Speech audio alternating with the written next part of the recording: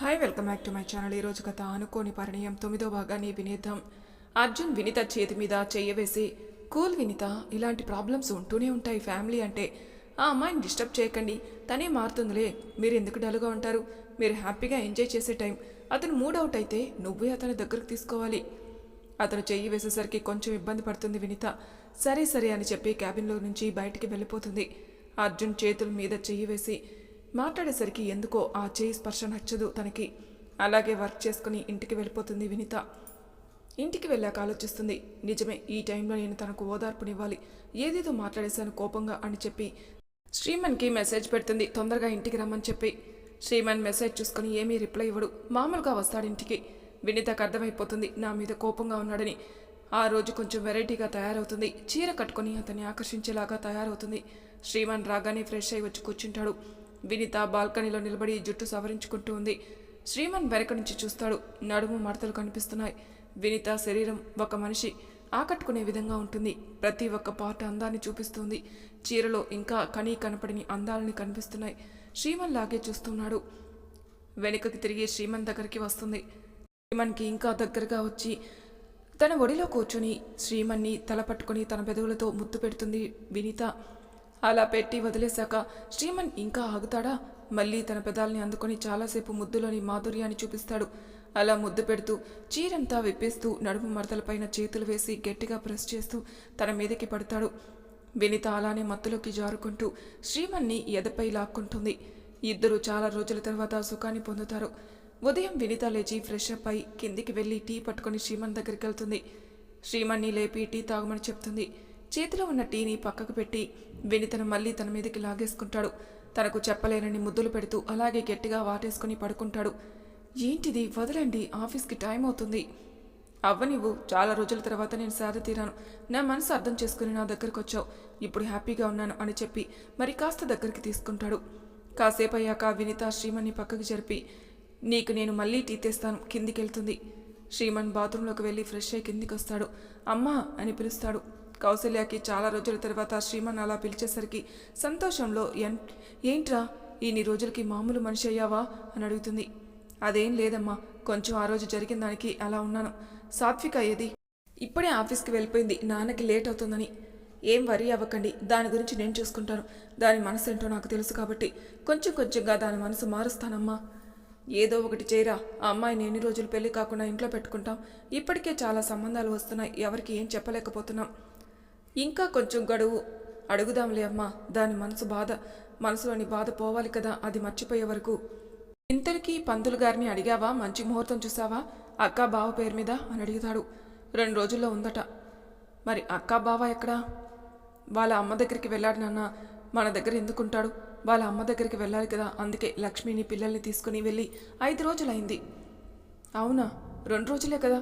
నేను ఇక్కడంతా డెకరేషన్ చేపిస్తాను, గృహప్రవేశం చేపిద్దాం, ఆ ఇంట్లోకి వెళ్ళిపోతారులే అంటాడు. శ్రీమన్ పక్కకి వచ్చి ఫోన్ చేసి ఆ ఇంటి అడ్రస్ లొకేషన్ పెట్టేసి మొత్తం 1 రోజులో డెకరేషన్ చేయాలని చెప్పేస్తాడు.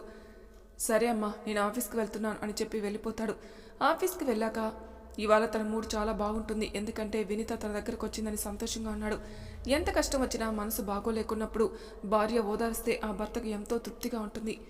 అదే హ్యాపీనెస్తో వాళ్ళ బావ మోహన్కి ఫోన్ చేస్తాడు. చెప్పు శ్రీ, ఏంటి విషయాలు? ఇప్పుడు మూడవుట్లో నుంచి బయటకు వచ్చావా? వచ్చాను బావా. 2 రోజుల్లో మీ ఇంటికి గృహప్రవేశానికి ముహూర్తం ఉందట. రేపంతా డెకరేషన్ అయిపోతుంది. మీరు ఈరోజు నైట్లోపు అత్తయ్యని తీసుకురండి. అదే శ్రీ, అక్కయ్యలు కూడా ఉన్నారు కదా, వాళ్ళకు కూడా చెప్తాను. వాళ్ళు కూడా రావాలి కదా, వాళ్ళకి చెప్పేసి వాళ్ళని కూడా తీసుకుని వస్తాను అంటాడు మోహన్.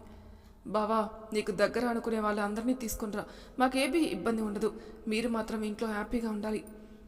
ఇంత మంచి బామర్ది ఉండగా ఏ అక్కైనా ఏ బావైనా హ్యాపీగా ఎందుకు ఉండరా? Thank you so much Sri అంటాడు మోహన్.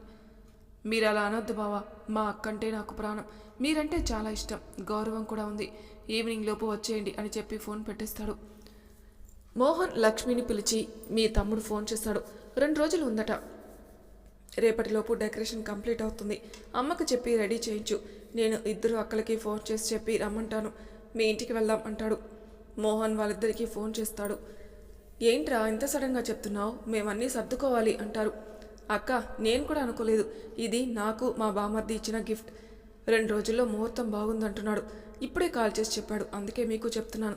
మధ్యాహ్నం లోపు నా దగ్గరికి రండి. సాయంత్రం లోపు అందరం లక్ష్మి వాళ్ళ ఇంటికి వెళ్దాం. వాళ్ళ పెద్దక్క అంటుంది ఇలాగా. నువ్వు చాలా అదృష్టవంతుడివిరా. లక్ష్మి లాంటి భార్య దొరకడమే చాలా అదృష్టం. అందులో మంచి బామ్మర్ది, అత్తామామలు కూడా మంచివాళ్ళే. నువ్వు కూడా మాట పోగొట్టుకోకుండా ఉంటావు. అమ్మ కష్టపడి చదివించినందుకు పేరు నిలబెట్టావు అని సంతోషంగా చెప్తుంది. శ్రీమన్ వాళ్ళ అమ్మకి ఫోన్ చేసి 2 గదులు క్లీన్ చేయించమ్మా. అక్క, బావ వాళ్ళ అత్తయ్య, అక్క వాళ్ళందరూ వస్తున్నారు రాత్రి వరకు. 2 రోజులు కదా, మధ్యలో 1 రోజే ఉంది. నేను రమ్మన్నాను అని చెప్తాడు. సరేరా, నువ్వెంత పెద్దవాడి అయిపోయావురా. మాకంటే ఎక్కువ ఎత్తుకెళ్ళిపోయావు. మేం పిలవాల్సింది అందరినీ, నువ్వే మర్యాదపూర్వకంగా పిలుస్తున్నావని కౌసల్య సంతోషపడుతుంది. శ్రీమన్ వెంటనే వాళ్ళ మామయ్య అయిన రాముకి ఫోన్ చేసి, అక్క వాళ్ళ గృహప్రవేశం ఉంది, రేపు రండి మామయ్య, అత్తయ్యని తీసుకొని రండి అని చెప్తాడు. సంతోషం బాబు, మేమిద్దరం తప్పకుండా వస్తాం అంటాడు.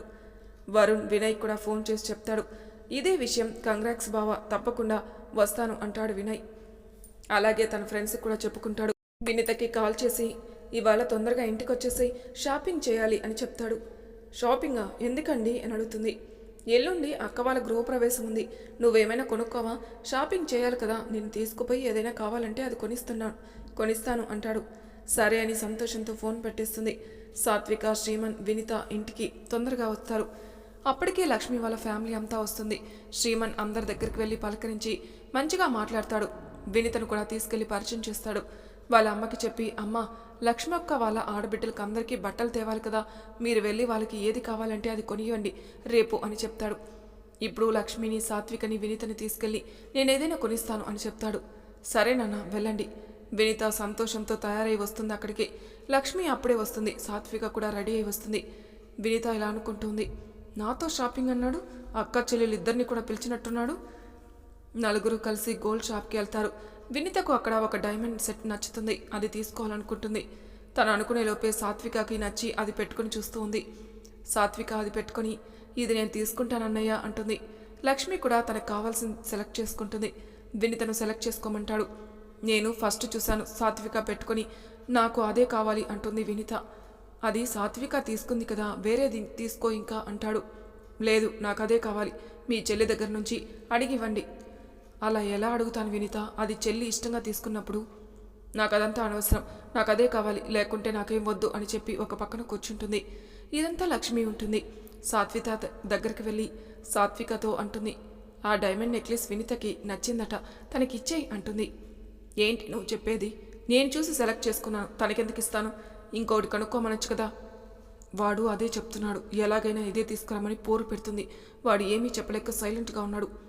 సాత్విక ఒకసారి శ్రీమాన్ని చూస్తుంది. కొంచెం ఆందోళనగా, గిల్టీగా నిలబడి ఉంటాడు.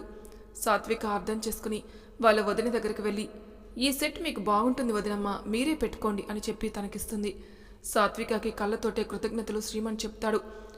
వినిత సంతోషంగా శ్రీమన్ దగ్గరికి వచ్చి, చూసారా, మీ చెల్లి తీసుకొచ్చే ఇచ్చింది. మీరు ఇవ్వమని అడగమంటే అడగలేదు. మీ చెల్లి చూడు నాకు ఎలా తెచ్చిచ్చిందో. నువ్వు ఇంకా నన్ను అర్థం చేసుకోలేదు. అది నన్ను చూసి అర్థం చేసుకుని నీకు తీసుకొని ఇచ్చిచ్చింది. నేను దాన్ని అడగలేకపోయాను. అంటే మనుషుల్ని చూడగానే అంత అర్థం చేసుకుంటారా? అవును, మేము ముగ్గురం అంతే. మా మనసులో ఉన్న సంతోషమైన బాధ అయినా ఎట్టే తెలుసుకోగలుగుతాం. నాకు ఎంత నామోషిగా ఉందో తెలుసా? నన్ను అర్థం చేసుకున్నావా? తనకి నచ్చింది తీసుకుంది. ఎన్నో ఐటమ్స్ ఉంటాయి కదా, దాంట్లో ఏదైనా తీసుకోవచ్చు కదా. లేకుంటే అలాంటి మోడలే ఇంకొకటి ఆర్డర్ చేసుకో. అంతేగాని తనకు నచ్చింది అడిగి ఇమ్మంటే ఎలా ఉంటుంది? మీరు ముగ్గురు నాకు సమానమే. మరీ ఎక్కువ చేయకండి. మనం డబ్బులు పెట్టే కదా కొనిచ్చేది, వాళ్ళు ఎందుకు అనుకుంటారు? శ్రీమన్ ఆ మాటకి చాలా బాధపడతాడు. ఏమనాలో అర్థం కాక బిల్ పే చేసేసి ముగ్గురిని తీసుకుని ఇంటికి వెళ్ళిపోతాడు. సాత్విక సింపుల్గా చైన్ తీసుకుంటుంది. ఇంటికి వెళ్ళాక వాళ్ళ అమ్మకి చూపిస్తుంది. లక్ష్మి కూడా తను తీసుకున్న చూపిస్తుంది. ఆ రోజు అందరూ హ్యాపీగా ఉంటారు. తెల్లవారాక లక్ష్మి వాళ్ళ ఆడబిడ్డల్ని, అత్తయ్యని తీసుకుపోయి చాలా షాపింగ్ చేసి వాళ్ళకి కావాల్సినవన్నీ కొనిపెడుతుంది. మోహన్ కూడా తను పిలవాల్సిన వాళ్ళ లిస్టు రాసుకుని కాల్ చేసి ఇన్వైట్ చేస్తున్నాడు. తెల్లవారుజామున 3:30కు ముహూర్తం ఉంది. ఆ టైంకి ముందుగా లేచి అందరూ తయారై మంగళ వాయిద్యాలతో లక్ష్మి వాళ్ళ ఇల్లు గృహప్రవేశం చేస్తారు. లక్ష్మి, మోహన్ ఆ ఇల్లుని చూసి ఆశ్చర్యపోతారు. ఇంత పెద్ద విల్లానా? పిల్లలు ఆడుకోవడానికి ప్లేస్ అన్నీ మొక్కలతో సహా పెట్టి రెడీగా ఉంటాయి. అందరూ ఆశ్చర్యపోతారు విల్లాని చూసి. వినితకు మాత్రం కోపం వస్తుంది. ఇంత అట్టహాసంగా 2 కోట్లు పెట్టి కట్టించాడా అని మనసులో తిట్టుకుంటుంది. హోమాలు, పూజలు అన్నీ స్టార్ట్ అవుతూనే ఉన్నాయి. వినిత, వాళ్ళ అమ్మా నాన్న, వినయ్ కూడా వస్తారు. రాము జానకి చాలా సంతోషపడతారు. మీ ఆడబిడ్డ ఇల్లు చక్కగా కట్టుకుంది అని చెప్తాడు. ఆమె కట్టుకోలేదు, తనే మరీ దగ్గరుండి కట్టించాడు, వాళ్ళ అక్కకి గిఫ్ట్గా ఇచ్చాడు అని చెప్తుంది. వినయ్ ఆ మాట విని, వినిత నీకు ఆ విషయాలన్నీ అవసరం లేదు, వాళ్ళ అక్కకి ఇష్టంగా కొనిచ్చాడు, నువ్వు హ్యాపీగా ఉండు, నిన్ను అన్ని విధాలుగా బాగా చూసుకుంటున్నాడు కదా, నువ్వు ఇలా మాకు చెప్పొద్దు, ఎవరైనా వింటే బాధపడతారు. జానకి కూడా కూతుర్ని మందలిస్తుంది. అప్పటికే ఆ విషయాలన్నీ శ్రీమన్ వింటాడు. అవన్నీ ఏం పట్టించుకోకుండా అక్కడ పని అంతా చూస్తూ ఉన్నాడు. వినయ్ కూడా బావతోటి తిరిగి అందరికీ మర్యాద చేస్తూ అన్నీ అరేంజ్ చేస్తూ ఉన్నాడు. ఫంక్షన్ అంతా కంప్లీట్ అయిపోయాక రాము జానకి వాళ్ళు వెళ్ళిపోతామని చెప్తున్నారు. లేదు మామయ్య, 2 రోజులు ఉండి వెళ్ళండి, అప్పుడే ఏం తొందర అంటాడు. లేదు బాబు, నాకు పనుంది, నువ్వు పిలవగానే వచ్చాను, చాలా సంతోషం బాబు, ఇల్లు చాలా బాగుంది అని మెచ్చుకుంటాడు. వినయ్ బావ దగ్గరికి వెళ్ళి చేతులు కట్టుకుని, మా చెల్లి ఎలా పడితే అలా మాట్లాడుతుంది బావా, నువ్వేం తప్పుగా తీసుకోవద్దు, కొంచెం ఓర్చుకుని ఉండండి అని చెప్తాడు. అది కొన్ని రోజుల్లో మారుతుందని బావకి చెప్తాడు. జానకి కూడా అల్లుడికి చెప్తుంది, బాధపడకండి, తన తరపున నేను క్షమాపణ అడుగుతున్నాను అంటుంది జానకి. అయ్యో అత్తయ్య, మీరు అలా అనొద్దు, మీరు పెద్దవారు, నాకు వినిత అంటే ప్రాణం, చాలా బాగా చూసుకుంటాను, ముందు ముందు తనే మారుతుందిలే అత్తయ్య అంటాడు. అలా చెప్పేసి వాళ్ళు కారులో వెళ్తూ ఉంటారు. జానకి కోపం వచ్చి, మీ గారాభం వల్ల చెడిపోయింది, అది ఎలా మాట్లాడుతుందో చూసారా, అల్లుడు మంచోడు దొరికాడు కాబట్టి సర్దుకుపోతున్నాడు, ఆ గృహప్రవేశంలో లక్ష్మి ఆడబిడ్డలు కానీ వింటే ఎలా ఉండేది, లక్ష్మి బాధపడదా? అవును నాన్న, నాకు కూడా బాగా అనిపించలేదు, బావ విని బాధపడ్డాడు మనసులో, నేను అందుకే తనకి సారీ చెప్పాను, మనం ఇప్పటి నుంచి విని తను కంట్రోల్లో పెట్టాలి, లేకుంటే అది ఇంకా ఎక్కువ చేస్తే బావకి చాలా ఇబ్బంది అవుతుంది. సర్లేరా, ఒకసారి పిలుచుకొని గట్టిగా చెప్దాం కానీ. లక్ష్మి, మోహన్, వాళ్ళ ఆడపడుచులు, వాళ్ళ అత్తయ్య 3 రోజులు కొత్తింట్లోనే నిద్ర చేస్తారు. శ్రీమన్, వినిత, అమ్మ నాన్న అందరూ ఇంటికొచ్చారు, సాత్విక కూడా. 3 రోజులు నిద్ర అయిపోయాక లక్ష్మి వాళ్ళ ఆ ఇంటికి షిఫ్ట్ అయిపోతారు. సాత్విక ఎప్పటిలాగానే ఆఫీస్కి వెళ్తూ వస్తూ ఉంది. వినిత ఒకరోజు సాత్విక ఎవరితోనో మాట్లాడడం చూస్తుంది. ఇంటికొచ్చాక సాత్వికని అడుగుతుంది, ఎవరు రోడ్డు మీద అలా మాట్లాడుతున్నావు, ఎవరైనా చూస్తే ఏమనుకుంటారు సాత్విక అన్నది. ఏంటి వదినమ్మా, నేను మాట్లాడింది ఒక ఎంప్లాయ్ తోటే, జస్ట్ 2 మినిట్స్ మాట్లాడొచ్చాను, ఎవరు అనుకుంటారు నా గురించి, చాలా జాగ్రత్తగా ఉండు సాత్విక, ఎవరైనా చూస్తే మీ అన్నయ్యకి ఇబ్బంది, మీ అన్నయ్య పరువు పోతుంది తెలుసా.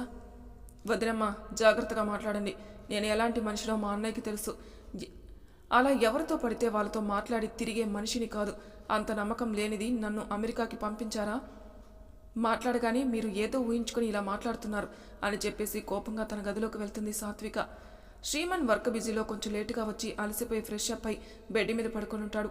వినిత కోపంగా వచ్చి, మీ చెల్లెలికి నేనంటే మర్యాద లేదే, ఎలా పడితే అలా మాట్లాడుతుంది అంటుంది. ఏమైంది అసలు ఇప్పుడు? సాత్వికని ఇవాళ ఎవరితో మాట్లాడుతుంటే చూశాను, ఇంటికి వచ్చాక అడిగాను, మా కొలిక్ అని చెప్పింది అంతే. నేను జాగ్రత్తగా ఉండు అన్నాను, ఎవరైనా చూస్తే మీ అన్నయ్య పరువు పోతుందని చెప్పాను. కోపంగా నా గురించి మా అన్నయ్యకి తెలుసు అని చెప్పి నన్ను నానా మాటలు అనేసింది. వినిత, ఇప్పుడంటే అడిగావు, ఇంకొకసారి అడిగితే మంచిగా ఉండదు, తను ఎంత పర్ఫెక్టో నాకు తెలుసు, తన గురించి వేలెత్తి చూపించే అంత రైట్స్ లేవు నీకు, నువ్వు నా భార్యగా ఉండు, ఇంటి కోడలుగా, దానికి వదినిగా అన్ని బాధ్యతలు చూసుకో, కాదను కానీ ఒక అబ్బాయితో రోడ్డు మీద మాట్లాడినందుకు నువ్వు అపార్థాలు చేసుకోవద్దు. నువ్వు శత్రువు అనుకున్న ప్రభాస్ని ఇష్టపడింది, అతన్నిచ్చి చేయమని నీతోని డైరెక్ట్గా మాట్లాడింది, అప్పుడు ప్రభాస్తో తిరగలేదని గ్యారంటీ ఏంటి? మీ చెల్లెలు చెప్పగానే గుడ్డిగా నమ్మేస్తావా? నమ్మేస్తాను, అది కొంతవరకే, తెలిసాక మాత్రం నాలో ఇంకొక రాక్షసుడుంటాడు, అది అందరూ గుర్తుపెట్టుకోండి. కోపంగా పడుకుంటారు శ్రీమన్. వినితకి కూడా ఈగో హట్ అవుతుంది. ఈయనలో ఇంకొక రాక్షసుడున్నాడంట, అది నేను ఎవరితోటైనా మాట్లాడితే ఊరుకుంటాడా అని తిట్టుకుంటూ వెళ్ళి పడుకుంటుంది. వినితకి కొత్త అలవాట్లు అవుతున్నాయి ఆఫీస్లో. 2 కొత్తగా న్యూ జాయినింగ్ వాళ్ళు వచ్చారు, వాళ్ళతో ఎక్కువ చనువు పెంచుకొని పార్టీలకి పబ్బులకని వెళ్తుంది. వినితని శ్రీమన్ అంతగా పట్టించుకోలేదు, ఎంజాయ్ చేయమని చెప్పి వదిలేశాడు. ఆ వదిలేయడమే శ్రీమన్కి ముప్పు వచ్చింది. తను ఆ రోజు పార్టీకి వెళ్తుంది. పార్టీకి వెళ్ళి ఫుల్గా తాగుతుంది. తాగేసి వస్తుంటే అర్జున్ చూసి ఎక్కడికి వెళ్తుందో అని చెప్పి తన ఇంటి వరకు తీసుకొచ్చాడు. కానీ అర్జున్ మీద పడబోయి ఉంటుంది. అలాగే ఇంట్లోకి తీసుకుని వస్తాడు. శ్రీమన్ గదిలో నుంచి బయటకొచ్చి అలా అర్జున్ మీద పడడం చూసి శ్రీమన్కి కోపం వస్తుంది. అయినా కానీ అర్జున్ దగ్గరికి వెళ్ళి నవ్వి సారీ సార్ అని చెప్పి వినితని ఎత్తుకుని బెడ్రూమ్లో బెడ్ మీద పడుకోబెడతాడు. మళ్ళీ కిందికొచ్చి అర్జున్ లోపలికి రమ్మని చెప్పి మాట్లాడతాడు. నా పేరు అర్జున్ అని చెప్పి ఒకరికొకరు పరిచయాలు పెంచుకుంటారు. కాసేపు ఉండి అర్జున్ వెళ్ళిపోతాడు. వినిత అలా పడుకోవడం చూసిన శ్రీమన్కి కోపం వచ్చినా కానీ ఏమనలేక అటు పక్కకెళ్ళి పడుకుంటాడు. వినిత ఉదయాన్నే లేచి తల పట్టుకుని కూర్చుంటుంది. శ్రీమన్ వినిత దగ్గరికి వచ్చి, ఏంటి తల పట్టుకుని కూర్చున్నావు అని అడుగుతాడు. నాకు చాలా హెడ్ఏక్గా ఉంది, ప్లీజ్ కొంచెం స్ట్రాంగ్ టీ తీసుకొని రావా అని అంటుంది. శ్రీమన్ కిచెన్లోకి వెళ్ళి మంచిగా వినీతకి స్ట్రాంగ్గా టీ చేసి తీసుకుని వస్తాడు. వినీత టీ తాగుతుంది. థ్యాంక్స్ అండి టీ తీసుకుని వచ్చి ఇచ్చినందుకు. నిన్నొకటి అడగాలి. ఏంటి చెప్పండి. ఈ మధ్యన నీకు కొత్తగా ఫ్రెండ్స్ అవుతున్నారు, ఎప్పుడు లేని అలవాటు పబ్బులకు పోతున్నావు. అయినా నేను అంత ఫ్రీడమ్ ఇచ్చాను, కానీ రాత్రి ఏంటి అంత ఫుల్గా తాగేసి వచ్చావు. మీ సారు అర్జున్ అంట, మొత్తం ఆయన మీద పడిపోయి వచ్చావు. నాకు ఎలా ఇబ్బందిగా ఉంటుందో తెలుసా. నేను తీసుకుని వచ్చి బెడ్ మీద పడుకోబెట్టాను, ఆయన వెళ్ళిపోయారు. నేను ఎప్పుడైనా రోజు తాగొచ్చానా? ఒకసారి జరిగింది కదా, అయినా కావాలని నేను ఆయన మీద పడలేదు కదా, తాగిన మైకంలో పడ్డాను అంతే. మీ అమెరికా కృతిక ఎన్నిసార్లు హాక్ చేసుకుని కిస్ పెట్టలేదా? నేనేమైనా అన్నానా? బాలేదు కాబట్టి అప్పుడు అలా వచ్చాను. కృతిక గురించి తీయకు, ఆమె చాలా మంచి అమ్మాయి. అక్కడ పెరిగిన వాతావరణం బట్టి అలా చేస్తుంది. మా ఇద్దరి మధ్యన స్నేహం తప్ప వేరే ఉద్దేశం లేదు. మరి మా ఇద్దరి మధ్యన వేరే రిలేషన్ ఉందా? వినీతని గట్టిగా అరిచి చంపపాలు కొడతాడు. వినీత కోపంతో వెళ్ళి శ్రీమన్ కాలర్ పట్టుకుని, నీకెంత ధైర్యం ఉంటే నన్నే కొడతావు? వినీత, నా సహనాన్ని పరీక్షించకు. నువ్వు మాటలు ఎలా మాట్లాడుతున్నావో తెలుసా? అన్ని రాంగ్లోనే ఆలోచిస్తున్నావు. ఇంకా అక్కడే ఉంటే గొడవ పెద్దదైతే అని శ్రీమన్ ఆఫీస్కి వెళ్ళిపోతాడు. వినీత రెడీ అయ్యి ఆఫీస్కి వెళ్తుంది. డల్లుగా కూర్చుని ఉంటుంది. అర్జున్ క్యాబిన్లోకి వెళ్తుంది. సార్, నేను లోపలికి రావచ్చా అని అడుగుతుంది. వినీత, ఏంటి ప్రాబ్లం? ఏంటో సార్, ఎప్పుడు మా ఆయన తిడుతూనే ఉంటాడు. పబ్బుకు పోయినా ప్రాబ్లమే. నిన్న కొంచెం ఎక్కువైందని చెప్పి ఒకటే కోప్పడ్డాడు. నా చెంప మీద కొట్టాడు తెలుసా. అతనితో ఉండాలని అనిపించడం లేదు నాకు, అంత కోపం వస్తుంది. వినీత, భర్త అన్నాక సహజం. నువ్వేమన్నావో తను కొట్టాడు, అంతేగాని ఉండను అని పదం రానివ్వకు. కొంచెం పబ్బుల్లోకి వెళ్తే తాగడం ఆపే. ఎప్పుడు నేను వచ్చినట్టు ఎవరూ రారు కదా. శ్రీమన్ వినీత కోపంగానే ఉంటున్నారు. మామూలుగా పలకరించుకోవడం అంతవరకే ఉంటున్నారు. ఈ గ్యాప్లో వినీత మాత్రం కొద్దిగా అర్జున్కి దగ్గరవుతుంది. రోజు ఆఫీసులో మాట్లాడుకోవడం, నవ్వుకోవడం, జోక్స్ చేసుకుంటున్నారు. ఇంటికి రాగానే మాత్రం శ్రీమన్తో కోపంగానే ఉంటుంది. మరి తర్వాయి భాగంలో ఏం జరుగుతుందో నెక్స్ట్ ఎపిసోడ్లో తెలుసుకుందాం. అంతవరకు నా ఛానల్ సబ్స్క్రైబ్ చేయని వాళ్ళు ప్లీజ్ సబ్స్క్రైబ్ చేసుకోండి. లైక్ చేసి షేర్ చేయండి. మీ అభిప్రాయాలు నాకు కామెంట్ రూపంలో తెలియజేయండి. Thank you for listening.